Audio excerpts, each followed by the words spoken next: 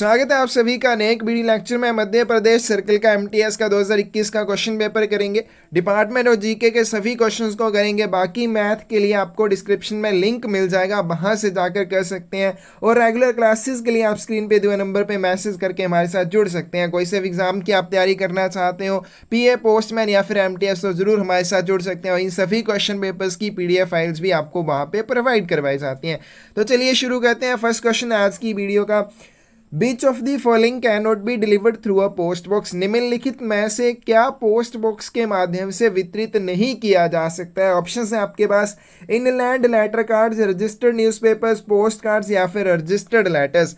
तो यहाँ पे इसका सी आंसर क्या आएगा? डी आ जाएगा। पंजीकृत पत्र जो होते हैं इनका वितरण पोस्ट बॉक्स के माध्यम से नहीं किया जा सकता है।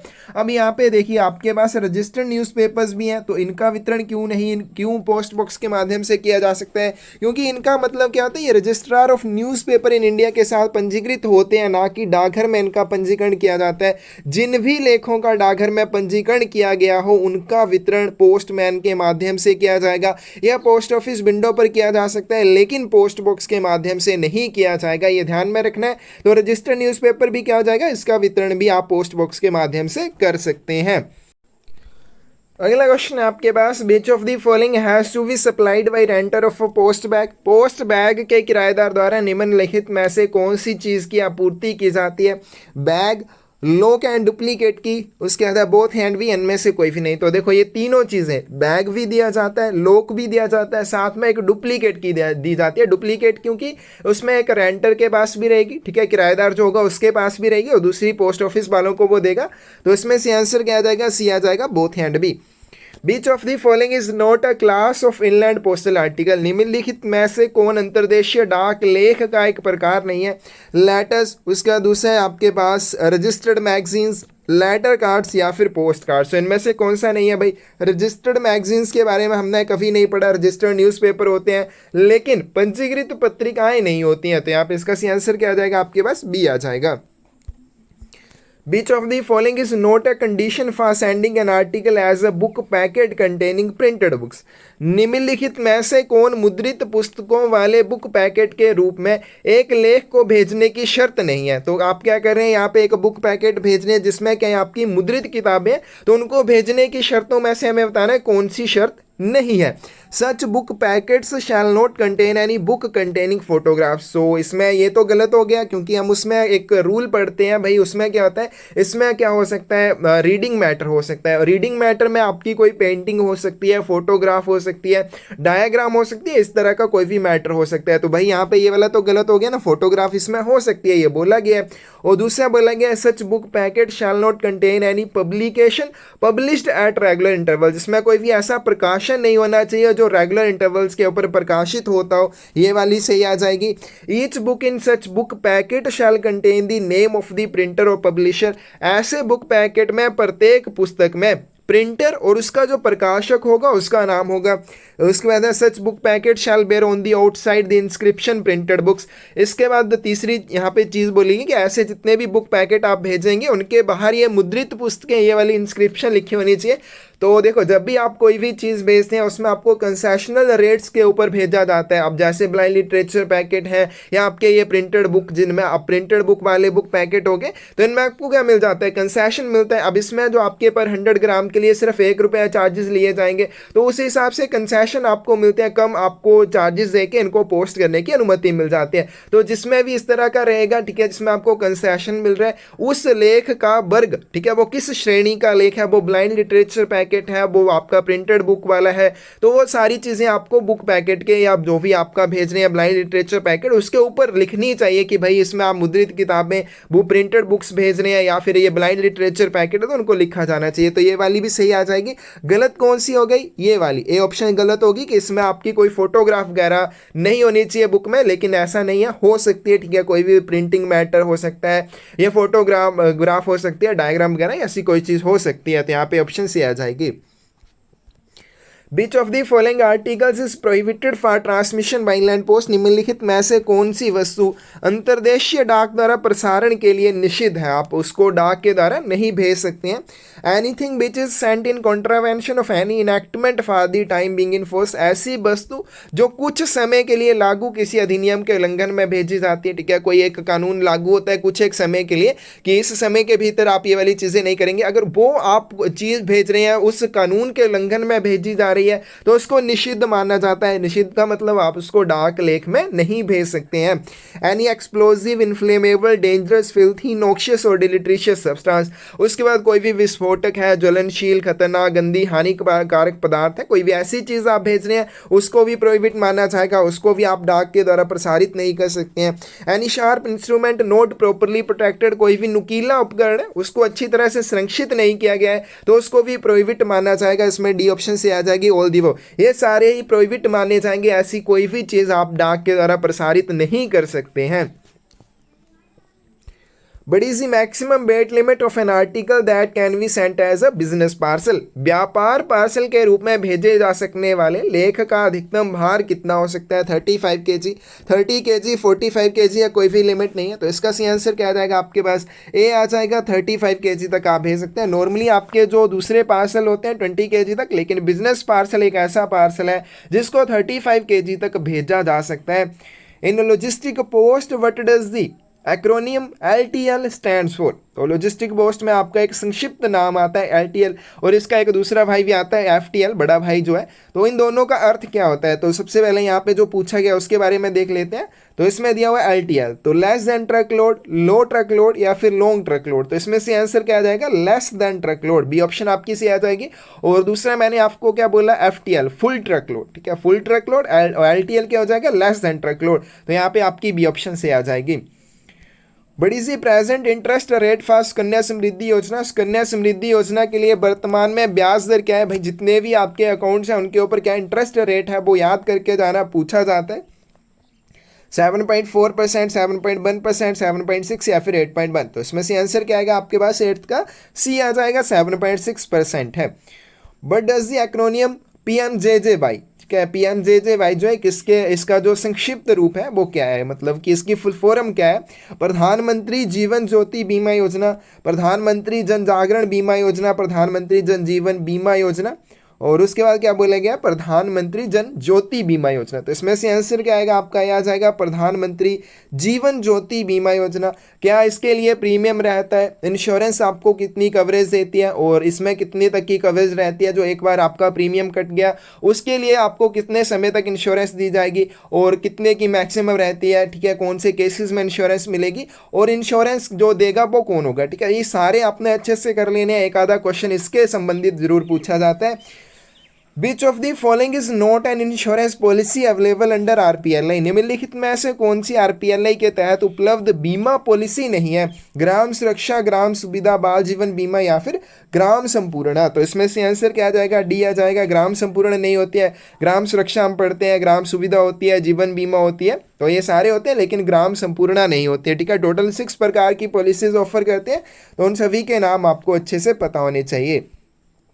The postal administration of Yanam, town part of Pondicherry UT is under which circle jurisdiction?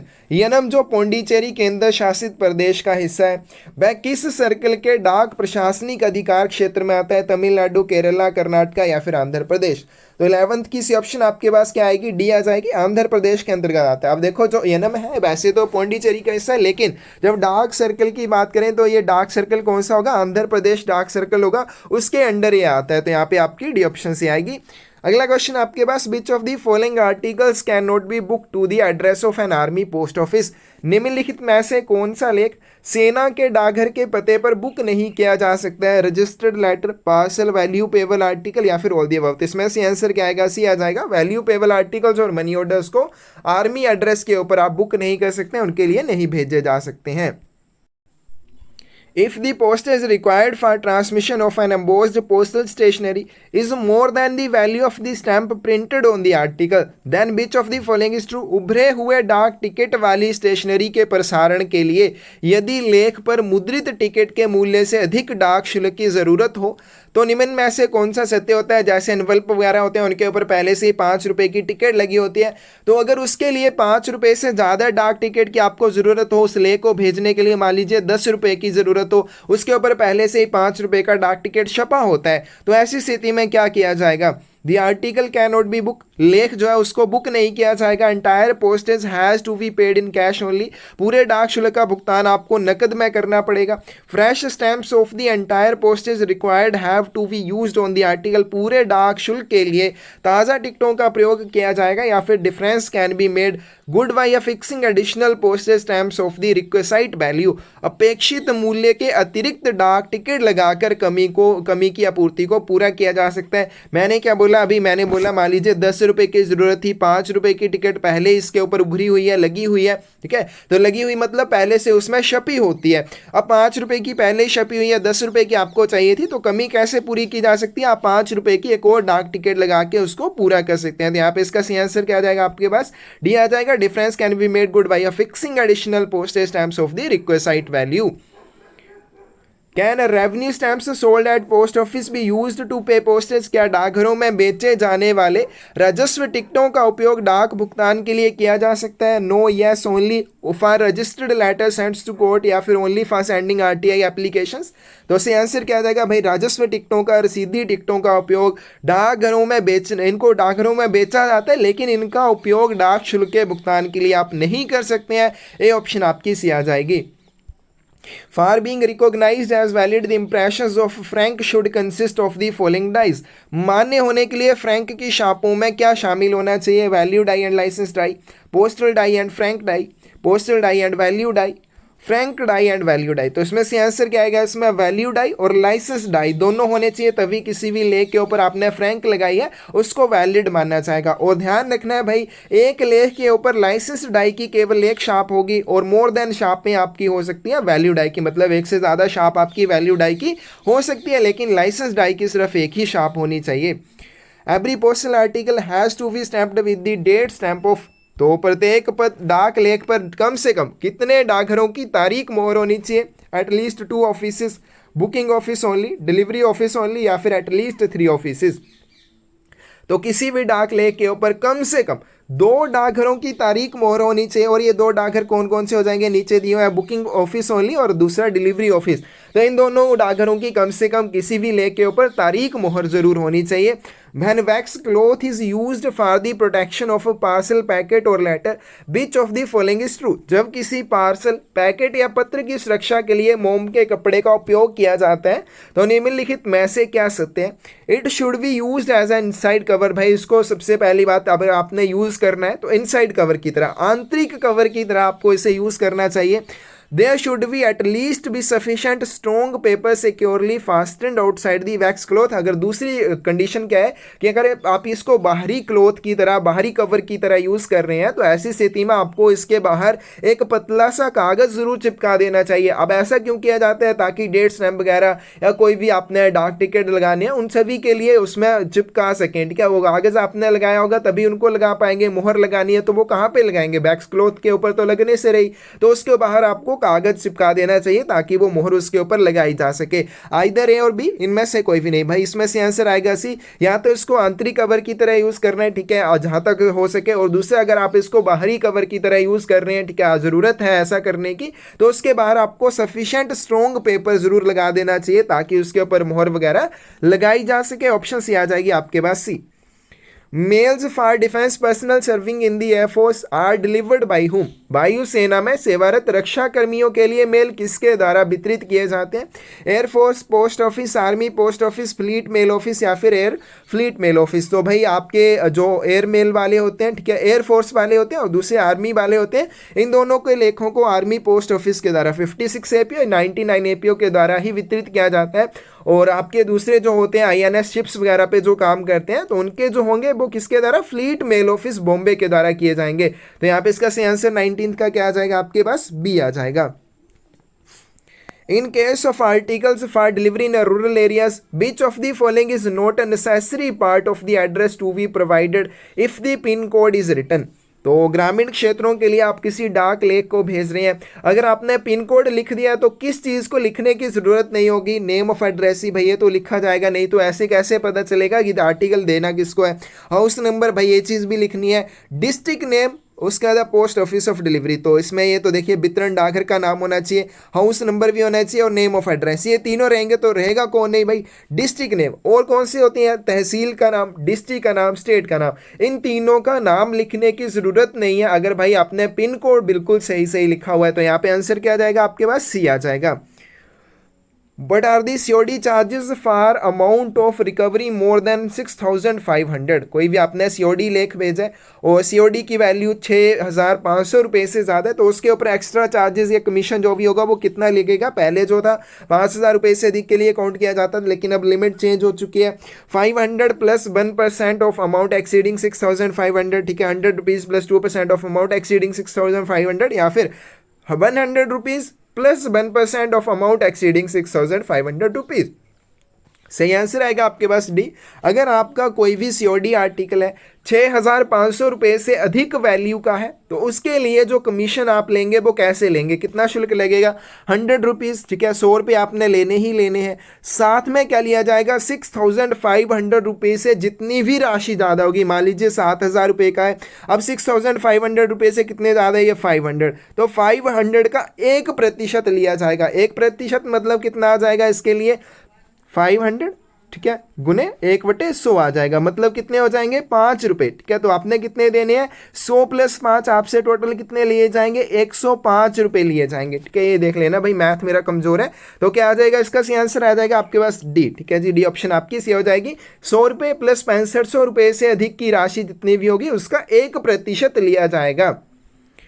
अगला क्वेश्चन आपके पास, What does the acronym BPC stands for? BPC की फुल फॉर्म क्या आ जाएगी, bulk parcel centre, business post centre, business processing centre, या फिर bulk packet centre. से answer आएगा B, business post centre, ठीक है। BPC की फुल फॉर्म क्या होती है, business post centre.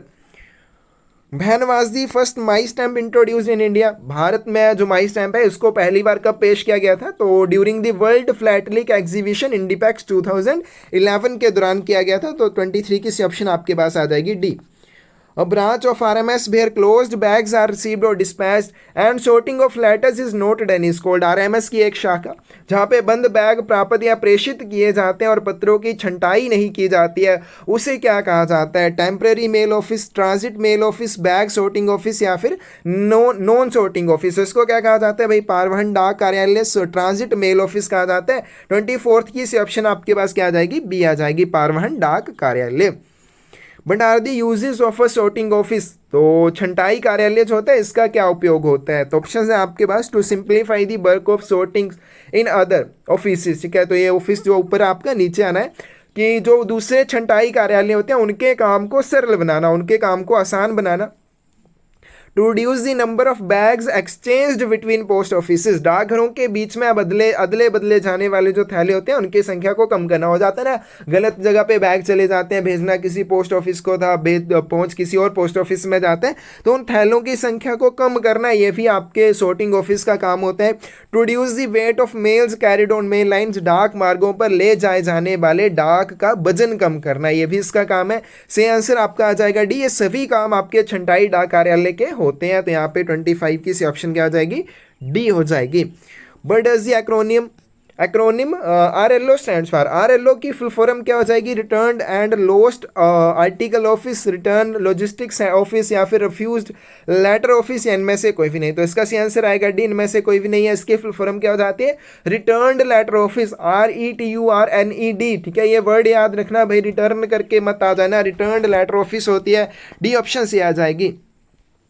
Where is the central bag office of the Department of Post located? डाक विभाग का केंद्रीय बैग कार्यालय कहाँ पर स्थित है?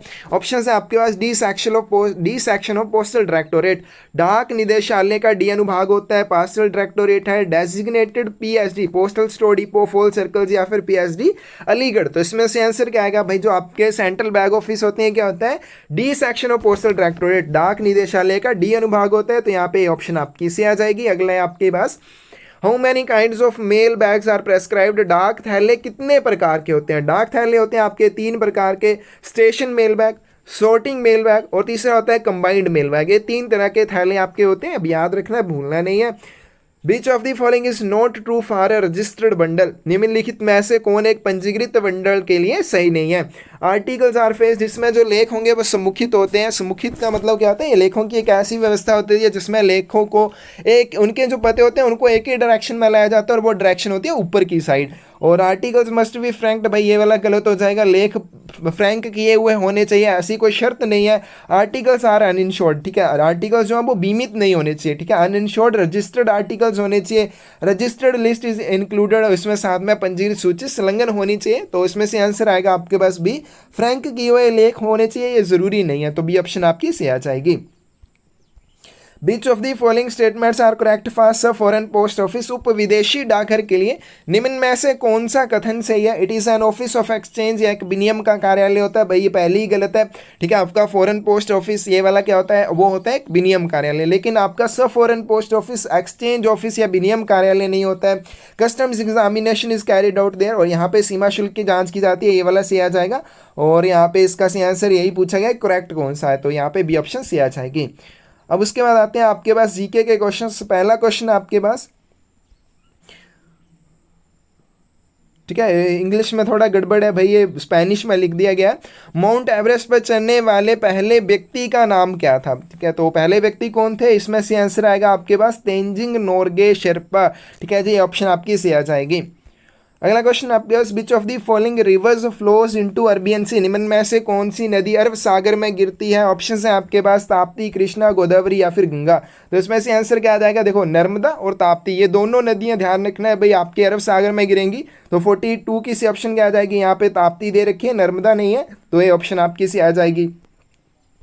Which of the following Indian states does not have an international boundary, निम्नलिखित में से किस भारतीय राज्य की अंतर्राष्ट्रीय सीमा नहीं है, ठीक है, अंतर्राष्ट्रीय मतलब किसी और देश के साथ उसकी बाउंड्री टच नहीं होती है, तो इसमें आपका छत्तीसगढ़ भी आता है, झारखंड, मध्य प्रदेश, तेलंगाना, तो ये आते हैं। तो यहाँ पे कौन सा है भाई, उत्तर प्रदेश, हरियाणा, ठीक है, हरियाणा की नहीं आएगी, बाकियों की सभी की है, तो इसमें से आंसर क्या आ जाएगा बी, दूसरे भी याद रखना है, छत्तीसगढ़, झारखंड, मध्य प्रदेश और तेलंगाना।